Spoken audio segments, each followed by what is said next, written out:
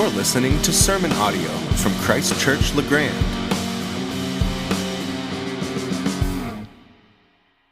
Okay, so we are beginning Mark chapter 8. It is in some ways a little bit difficult to emphasize enough the importance of Mark 8, of this chapter in Mark's gospel. So if we look at this book, this writing of the book of Mark, the Gospel of Mark, if we look at it for a moment as literature, and it's more than literature, it's certainly not less than literature, but it's more than that. We've reached roughly the midpoint. Mark began his book with this wilderness backdrop and the proclamation of the gospel of Jesus Christ, the Son of God, is how he started. Jesus shows up, arriving to meet the people of God in this historically significant setting in the wilderness. And then story after story after story that Mark links together tightly, one after another. The pace is fast and his language is sharp and is blunt. And he shows us Jesus as a man here on purpose, on mission with stuff to do, a man of action. And by the beginning of chapter 3, the Pharisees and those who were sympathetic to Herod were already plotting his destruction. Jesus was a scandalous figure. We've seen over and over in this study. He was a scandalous figure who mixed willingly, who drew to himself the wrong kind of people, and you didn't do that as a good Jew. Jesus called people to himself, to follow himself, and you didn't do that. Only God could forgive sins. And yet Jesus presumes to do so. He taught with authority that came from himself, out of his being. And no one did that. Only God could rebuke demons and disease and the forces of nature, and they obey him. So if we take him at his word, he is no less than the Son of God. God's complete self-revelation, self-disclosure, to borrow that quote from Tozer, God's self-revelation to mankind in terms that we can understand. This is God invading our world to establish his kingdom. So in all of the scandal and the stir that surrounded Jesus, there's one constant that's carried us through, is that he was constantly over and over misunderstood. Constantly misunderstood, even by his own disciples who missed it again and again and again. He was here to do something so massive, something so beyond human conception, that it was hidden to faithless eyes and faithless ears. Mark chapter 8 shows Jesus himself beginning to pull back the curtain, beginning to lift the veil a little bit. So let's read the text. We're in Mark chapter 8, verses 1 through 13. In those days, when again a great crowd had gathered and they had nothing to eat, he called his disciples to him and said to them, I have compassion on the crowd, because they have been with me now 3 days and have nothing to eat. And if I send them away hungry to their homes, they will faint on the way, and some of them have come from far away. And his disciples answered him, How can one feed these people with bread here in this desolate place? And he asked them, How many loaves do you have? And they said, 7. And he directed the crowd to sit down on the ground. And he took the 7 loaves, and having given thanks, he broke them and gave them to his disciples to set before the people, and they set them before the crowd. And they had a few small fish. And having blessed them, he said that these also should be set before them. And they ate and were satisfied. And they took up the broken pieces left over, 7 baskets full. And there were about 4,000 people. And he sent them away. And immediately he got into the boat with his disciples and went to the district of Dalmanutha. The Pharisees came and began to argue with him, seeking from him a sign from heaven to test him.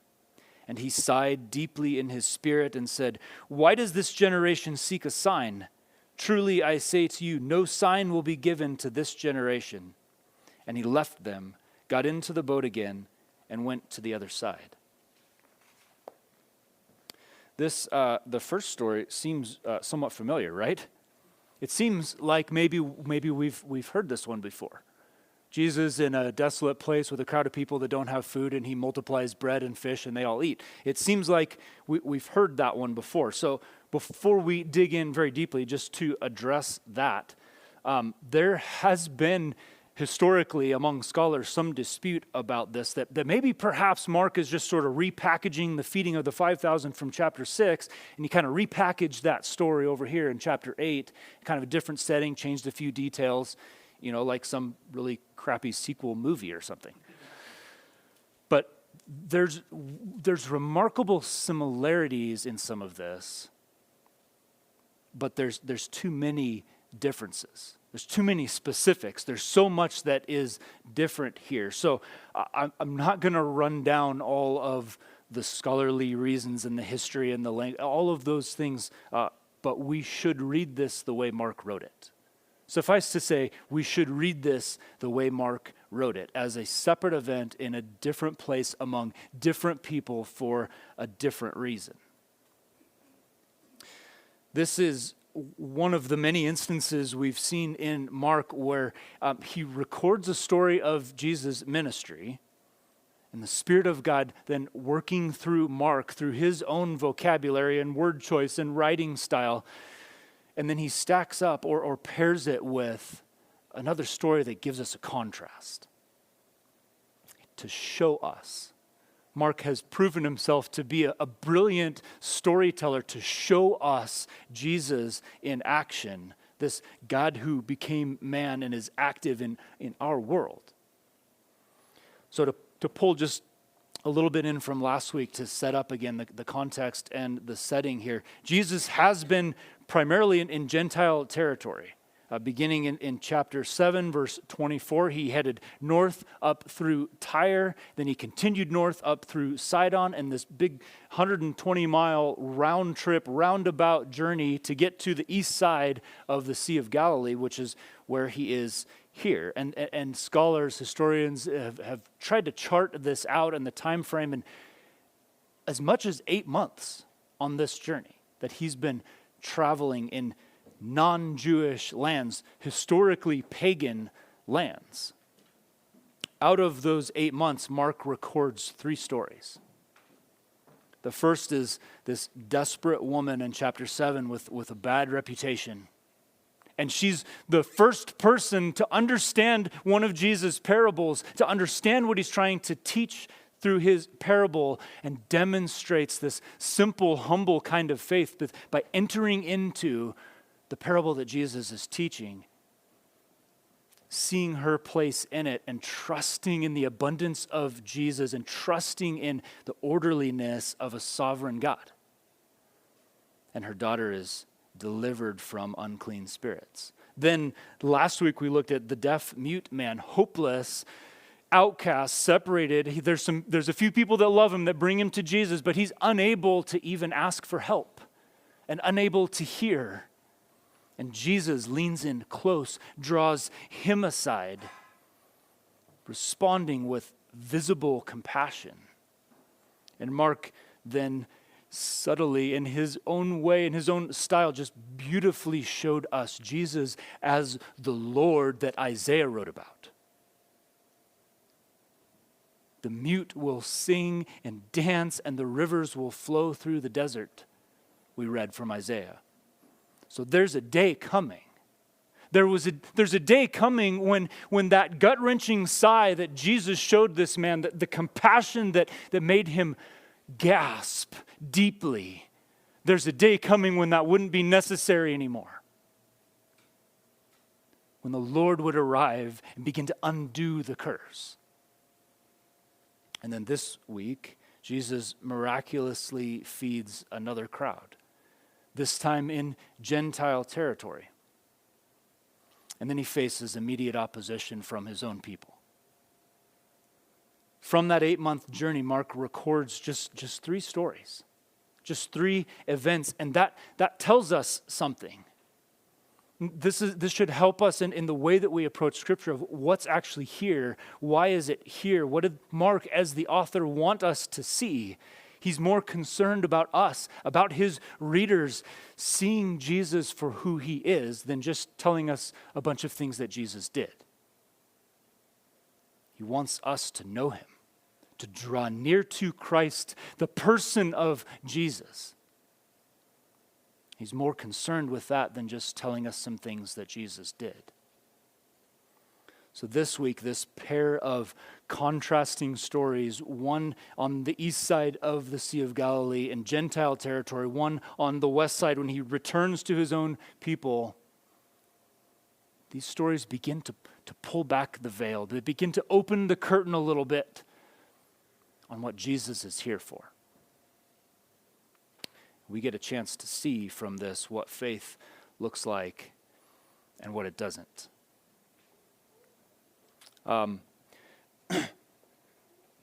Laundry. I don't think anybody loves doing laundry.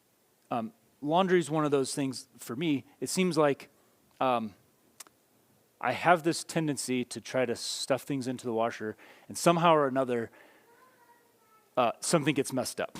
You get a red sock in with all of the white socks. The wrong color sweatshirt goes in with something, or you're not supposed to put that kind of soap with the thing. Somehow or another, something always gets messed up. But just thinking about the way, one new red sock in an entire load of white shirts and white socks colors the whole load. When you open the door, you can't look at them as simple white socks and white shirts anymore. It doesn't allow you to see them that way. They're not the same after that.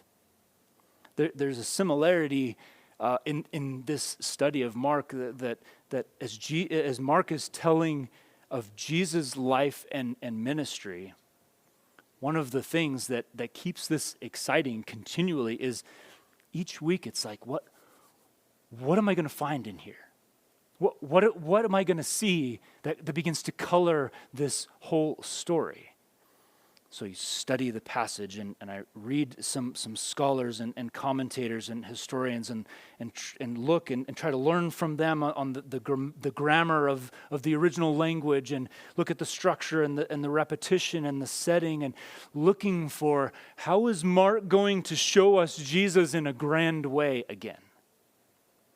So it's like at some point during the study, which some point during the week, it always feels like the churn cycle of a washing machine. It always feels like that at some point. And then somewhere along the line, the door kind of pops open, and there was a red sock. There's the red. This isn't just simple white shirts and white socks in this story. There's something in here that begins to color it all. These 2 stories back to back are chock full of keywords and subtle phrases that color the whole story.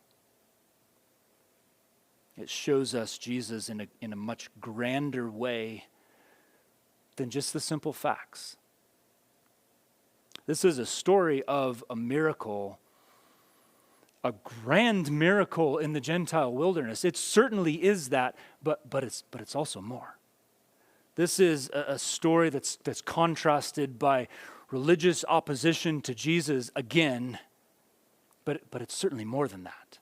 There's more to it. There's a series of key words that color these stories and open our eyes to see it. So let's look at the key words, the word choices that Mark uses to color these stories. If you write in your Bibles, or if you have one of the Mark journals, circle these as we go through, and it'll help remind you what we're looking at. The first word in chapter 8, verse 2, I have compassion. That word compassion. Notice that Jesus initiates in here. He sees the need of the crowd and he initiates, and he uses very personal language. I, speaking of personally of himself, have compassion. And this Mark's choice, this Greek word that Mark chooses to describe Jesus' compassion is only ever used to describe Jesus' compassion. Mark used it in chapter 6 to describe Jesus' compassion for the crowd of 5,000. And Jesus uses it here to describe his own compassion. It's an old, rare word. It's weighted with meaning that's been carefully chosen because this word is colored with blood. The word compassion in the Greek finds its root in the priestly activity in the Jewish sacrificial system. The very root of the word simply means vital organs. And it would include the heart, the lungs, the liver, the kidney. These organs were given to the priests before they would offer the animal as a sacrifice on the altar. The word came to mean a deep emotional response in the core of your being, the kind of response, the kind of compassion that you feel physically. So when Jesus is describing his own compassion for the people around him, he connects himself with the long history of a sacrificial system, the redemptive and atoning action that was built into the God-given laws. God-given laws that had, ever since the time of Moses, ever since that first Passover in Egypt, the sacrificial system proclaimed this, that for atonement, for rescue, for redemption, blood must be shed. This colors the story. He's not simply feeling sorry for people that are hungry and giving them some bread. Jesus is not just a wonder worker. His compassion is rooted deeper in himself and deeper into history. So he's beginning to pull back the curtain. This is even more profound when you consider where he is. A desolate Gentile region, a Gentile wilderness with people who are from far away, he says. But his response is deeply rooted in God's redemptive action for his people. And it tells us, again, there's no one who's too far off. There's no one who's too far off. So what prompted this gut-wrenching compassion from Jesus? Continuing in verse 2, I have compassion on the crowd because they have been with me now 3 days and have nothing to eat. They have been with me. They remained. A direct translation would be remained. Jesus recognizes that their staying here with him is intentional despite the circumstances. It's a desolate place. They're a long way from nowhere, and this crowd has intentionally remained with Jesus when it was probably smarter and probably more strategic and probably more responsible to go home yesterday. But they've stayed here with him. They've come a long way to be with him. They stayed the night, and then they stayed the next night until they ran out of food. So do you see what this crowd of people has done? They've stayed with Jesus until return was no longer possible. They would faint along the way if they left now. They couldn't imagine being anywhere else. So Jesus calls his disciples to come to him, and he expresses his compassion and his concern for these people. If I send them away hungry to their homes, they will faint on the way, and some of them have come from far away. And his disciples answered, how can one feed these people with bread here in this desolate place? Remember that in these middle chapters in Mark, bread continues to show up. Bread continues to be this recurring theme. So Jesus turns to his disciples, initiates with them, calls them to himself, and their response is, I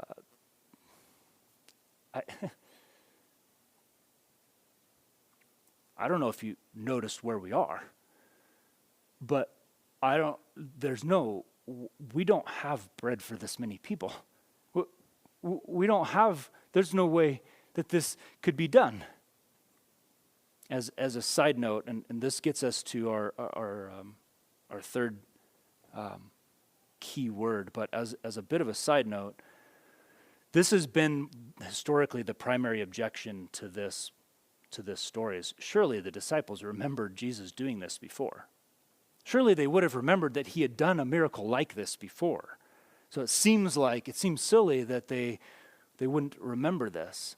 But if we look, and as we've looked, Jesus' miracles, his miraculous works have always come as completely unexpected and a mind-blowing thing to the people around him.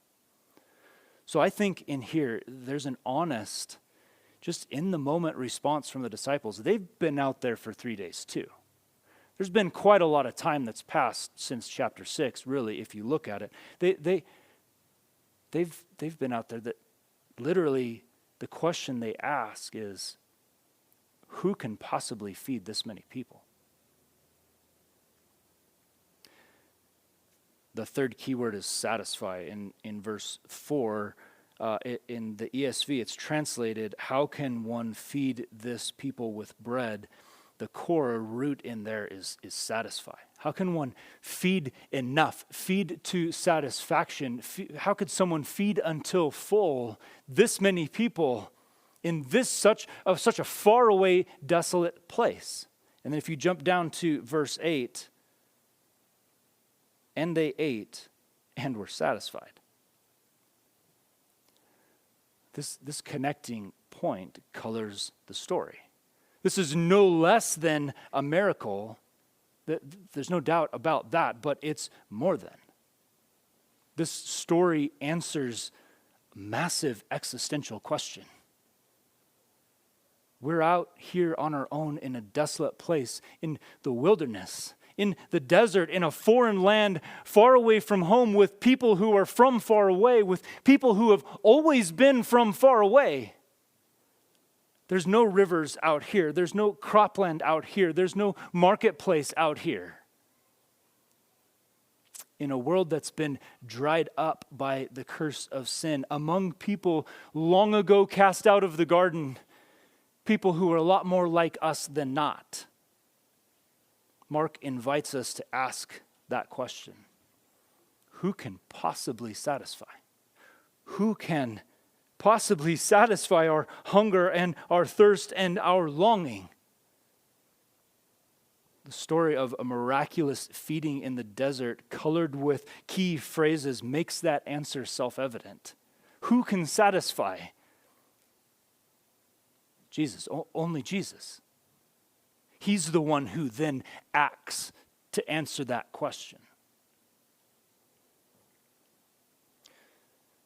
Jesus defines his compassion with a weighted word, a colored word, colored with bloodshed. He recognizes the intent of the people with him to remain with him despite the circumstances, and then he provides abundance in a place that creates hunger. He satisfies in circumstances that scream scarcity. In verse 9, he sends them away. And the word Mark chooses there means released, liberated, set free. And then Jesus gets into the boat, crosses the Sea of Galilee to a place Mark calls Dalmanutha. This is near Magdala on the west side now of the Sea of Galilee, south of Capernaum. And here's where we see the contrast. Verse 11, the Pharisees came and began to argue with him, seeking from him a sign from heaven to test him. Test. Circle that word, underline that word, to test. to confront, to argue, to literally create an obstacle for him, to put something in the way, a stumbling block, to lay a trap, to stand in intentional opposition to him. It's a colorful word, and Mark has used this only once before. The last time Mark used this word, Jesus was also in a desolate place, but there was no crowd that time. The last time Mark used this word for test, he was defining Satan's temptation of Jesus in chapter 1. That was a scene that was marked by violent opposition. Jesus standing on the front lines in the battle line between a horde of angry beasts and an army of angels ministering to him, face to face with Satan, face to face with the one who would love to cut him down at the knees before he's even got started. The Pharisees demand a sign from heaven to corroborate Jesus' ministry, and this is not an honest question. This does not come from a heart and a mind that would long to understand and long to know. Their motive matters. Their intent matters. They came to argue. They came to question, to demand a sign. And this argumentative confrontation, this test, is an assault on par with Satan's confrontation of Jesus in the wilderness. This time, in this scene, in verse 11, Jesus lands on the shore and looks at the people that are coming to him. His response is different. He sighed deeply in his spirit. This word is exceedingly rare. This is the only time that this word sighed, this Greek word is used in all of the New Testament, and really, really rare outside of Scripture even. So we're supposed to take note of that. This is not anger and frustration in that sigh. He's been angry with the Pharisees before, but this sigh, this core root word doesn't mean anger and frustration, and it doesn't mean compassionate empathy like his sigh with the deaf man last week. This deep, guttural, intense sigh is one of despair. It's dismay. It's a saddened disappointment over his own people who are so determined to disbelieve, so determined to oppose, so self-deceived. And then the final key word that colors this story is that there would be no sign. Why does this generation seek a sign? Truly I say to you, no sign will be given to this generation. No sign will be given to this generation. This is a strong, adamant denial of their request. A categorical refusal to bend to that demand. We miss this one in the translated English here. But it's based in a phrasing that was strong in the stand your ground kind of way that would be something to the effect of, if a sign must be given, I would rather die. If I must give a sign, then I'll die. You show up and accost me here at the docks. I've just arrived, demanding that I bend to you, demanding that I prove myself to you, and I'll die before I give you that sign. In this confrontation, the Pharisees are confronted with a crisis of decision, because they're standing in this scene too, and it's the Son of God who looks them in the eye. It's the Son of God who responds to their demand and says, I won't prove it to you like that. What do you do? What should they do? I won't prove it to you like that. I'll die first. In a subtle way, he's making the same point as when he's repeatedly commanded silence. If you only believe because of the wonders you've seen or the wonders you expect to see, you're not really believing in me. If I give you this sign, if your belief in me is dependent on me conforming to your demand and your definition of who I am, then your belief becomes impossible. That kind of belief is not belief in Jesus, it's belief in their own assumption, belief in their own definition of who he is, rather than in him for who he is. Saving faith, we said this last week, is absolutely and wholly dependent upon the completeness of Jesus' work at the cross. So he's saying, I won't give you the proof that you demand. I'm calling you to believe I am. And to give you that proof would make faith in me impossible, because your faith would be in the sign you saw, not in me, not in the one the sign points to.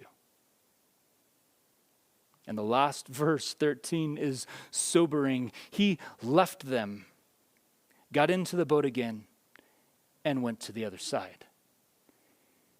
He left them standing on the shore in their determined disbelief, probably patting each other on the back that, see, he couldn't do it. See, he wouldn't do it. Just like he left Nazareth and marveled at their unbelief.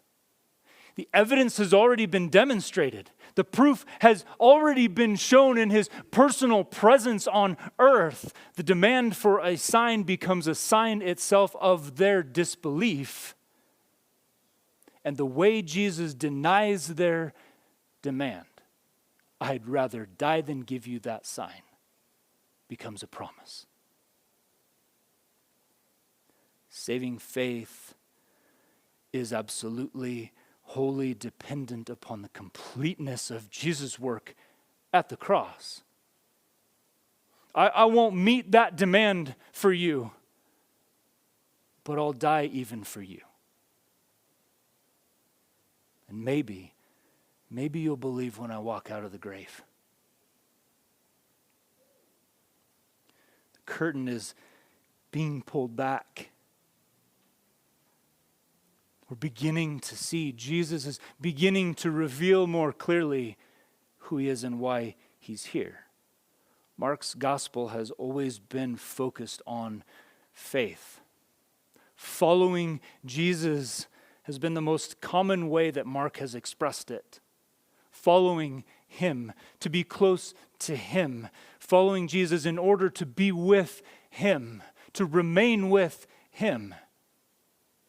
What we learn from these colorfully contrasted stories gets us to a place of reflecting on our own response to Jesus. It reminded me of Hebrews 12, verse 3. The author of Hebrews writes, "Consider him."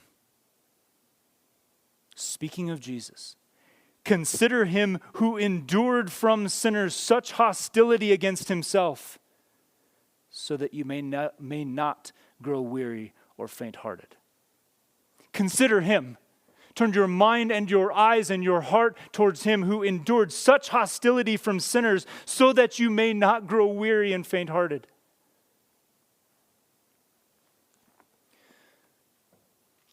In response, in considering Jesus, who was faithful, Jesus who went to the cross, Jesus who endured such hostility.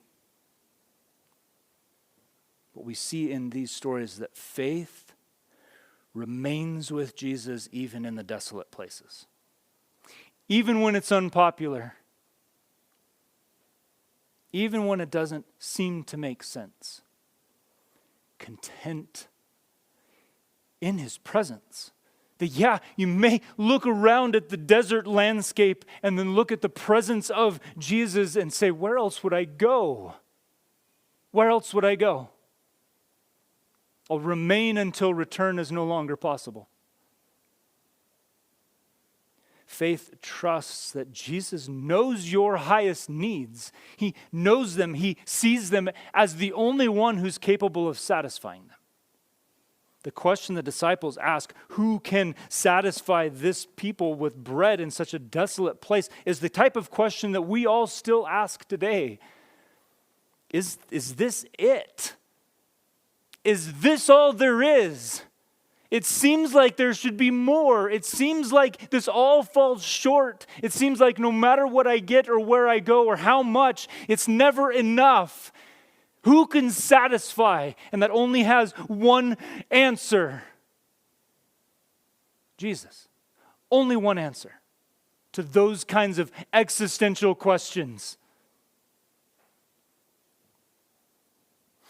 Faith is demonstrated, not proven, but demonstrated, walked out in the simplicity of following Jesus for the long haul.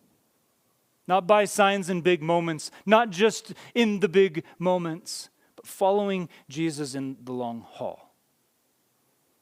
The Pharisees stood their ground on the shore, and the disciples got into the boat because that's where Jesus was.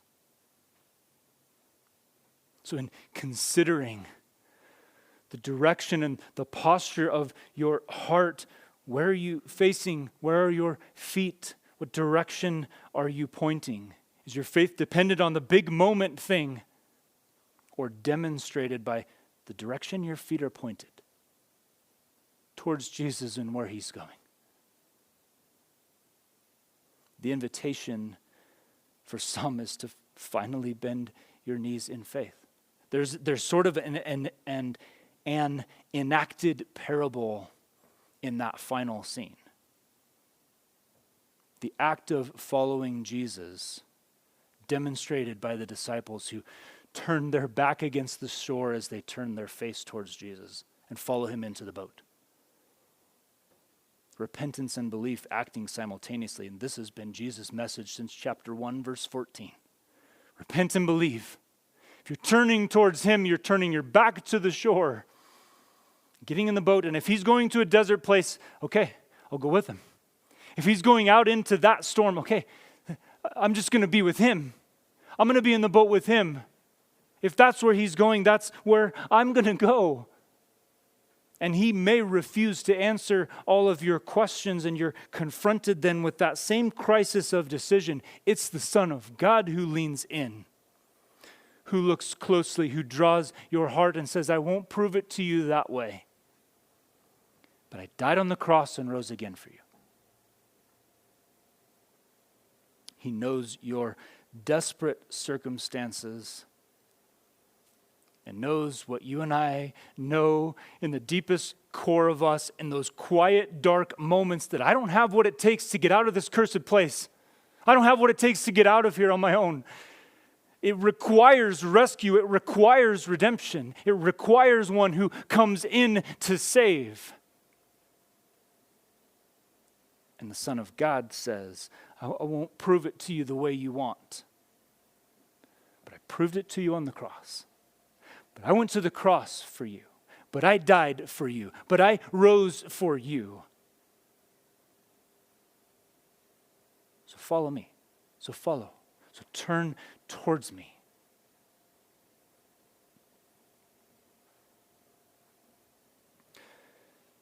There's a lot in those stories. A lot we didn't cover. Lots of detail. But these colorful words make it so that we can't just look at these stories as a simple miracle and Jesus handling some opposition. He's displaying himself again as God, who meets his people in the desolate places, who has always done so, who provides abundantly in places that would create hunger. This world we live in that's under and pressed down by the curse since Genesis 3 creates in us hunger because we're separated from God. We're not living life the way we were designed to live, in communion with him, in the presence of God. It creates in us that hunger, and nothing satisfies it except one. That question we continually answer, that maybe the next thing will do it. Maybe the next thing will do it. Maybe the next thing will do it. Maybe it won't. The answer to that question only has one answer. It is Jesus who came to earth, entering humanity. God who put on flesh, God revealing himself to us in terms that we can understand to rescue.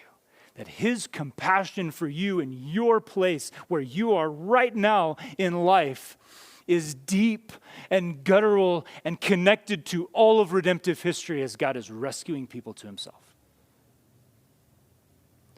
So the simplicity of the response, that's all we have, is to turn to him. To turn to him, which means turning away from ourself, from our own abilities, from all the other things that we've tried to satisfy our hunger with. And in turning to him, that simplicity is what he's asked of us. It's what he's inviting you to do. And in that, he begins to remake, to renew, to push back the curse of sin in our own hearts and turn us into little images of him in our world. And it tips to purpose and mission